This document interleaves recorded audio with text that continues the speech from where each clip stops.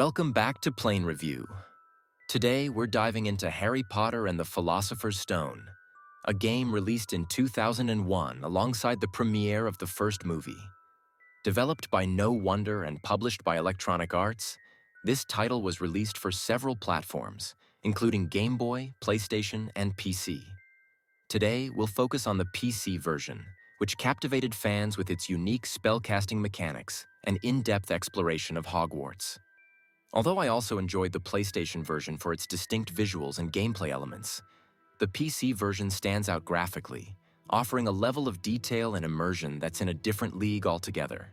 Like the book and movie, the game begins with Harry's journey to Hogwarts.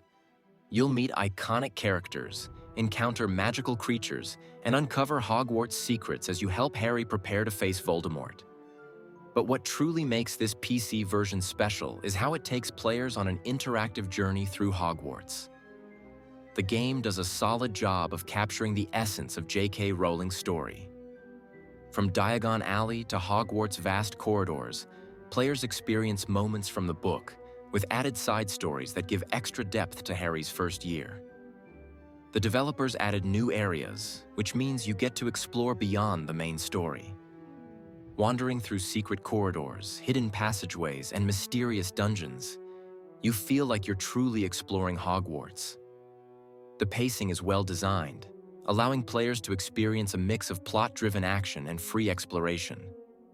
While you won't have complete freedom to wander the grounds, this added linearity keeps the game focused, which works especially well for younger players and those less familiar with gaming. One of the biggest highlights of the PC version is learning and casting spells. Each spell, like Flipendo, Alohomora, and Lumos, has specific uses, allowing you to solve puzzles, unlock hidden rooms, or reveal hidden paths. Each spell lesson involves tracing a symbol with your mouse, making the process feel interactive and rewarding. Spellcasting is integral to navigating Hogwarts, but it's also used to defend against magical creatures like doxies, fire crabs, and enchanted suits of armor. These encounters add excitement to the game without overwhelming younger players. Beyond spells, the game includes mini-games like broomstick flying, potion making, and collecting birdie bots every flavor beans. These mechanics break up the main gameplay and add variety, though some mini-games can feel repetitive over time. Platforming and puzzle solving are also a big part of gameplay. While some of the controls are challenging, particularly during timed puzzles or narrow jumps, there's a sense of accomplishment when you solve a tricky puzzle or reach a hidden area. These mechanics add layers to the experience, giving players different ways to engage with the game beyond simply following the story. The art style of the PC version leans towards a colorful, cartoonish aesthetic, making it distinct from other adaptations. While not as realistic as the PlayStation version, this stylized approach works well, adding charm and accessibility that suits Hogwarts' magical atmosphere. The visual design prioritizes immersion, with atmospheric lighting that enhances the castle's mysterious feel. Character models are a bit simplistic, and textures may seem dated by modern standards.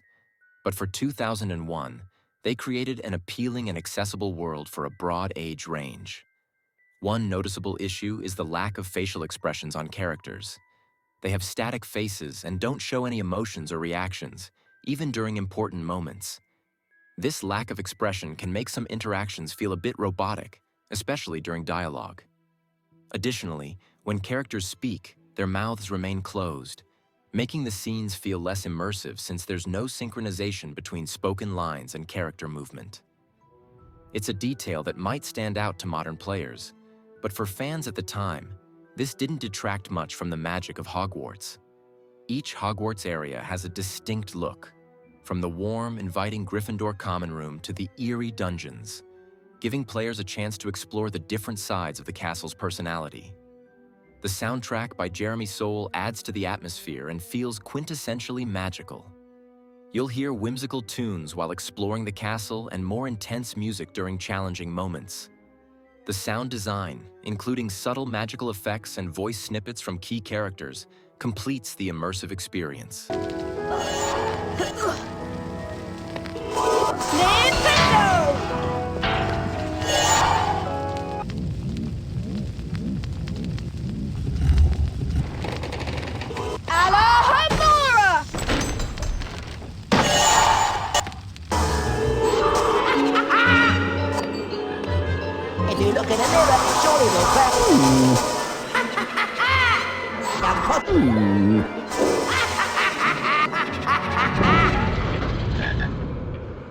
One of the main critiques of the PC version is the clunky control system, especially during platforming sections.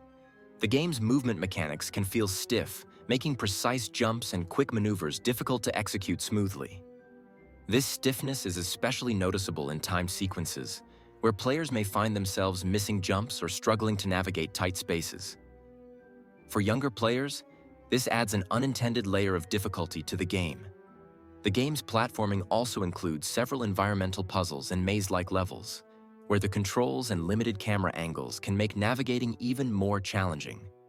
Camera perspectives are often fixed, which adds to the sense of disorientation and can make it difficult to judge distances accurately.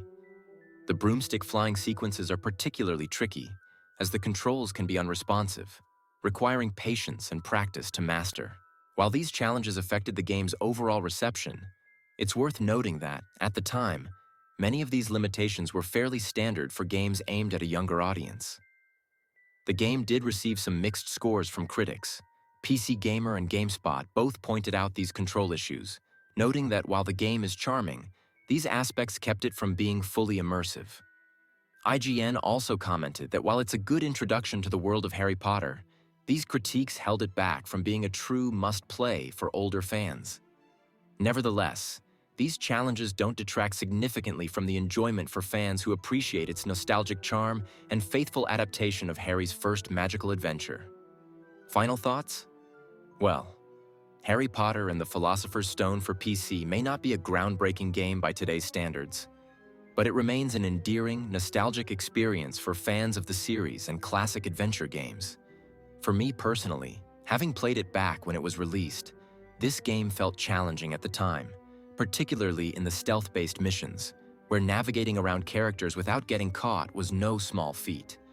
Now, over 20 years later, the difficulty doesn't seem as intense, but the nostalgia is unmistakably strong. The game manages to capture the magical feel of Hogwarts, staying true to the main storyline while adding charming side elements. Collecting Birdie Bot's every flavor beans and wizard cards, and playing Quidditch, even if simplified, bring the essence of Harry Potter to life. These elements give players little detours that enrich the world and make Hogwarts feel alive and interactive.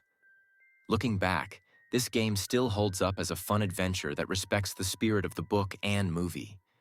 For me, it's a game worth revisiting, even for those who may not be die-hard fans of the series. It has its quirks and limitations, but it also has a charm that keeps it relevant for anyone looking to experience the early days of Harry's magical journey at Hogwarts. Thanks for watching today's review of Harry Potter and the Philosopher's Stone for PC.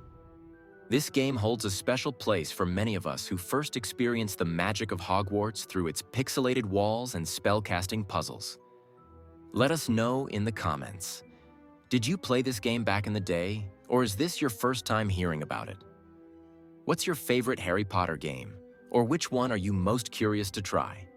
We noticed that over 70% of you watching our videos haven't subscribed yet, so if you're enjoying our reviews and want to see more content covering nostalgic games, current releases, and in-depth analysis, don't forget to hit that subscribe button and turn on notifications.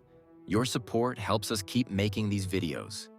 And of course, if you enjoyed this review, leave a like. It really helps the channel grow. Comment down below with your thoughts and let us know what other games you'd like us to review.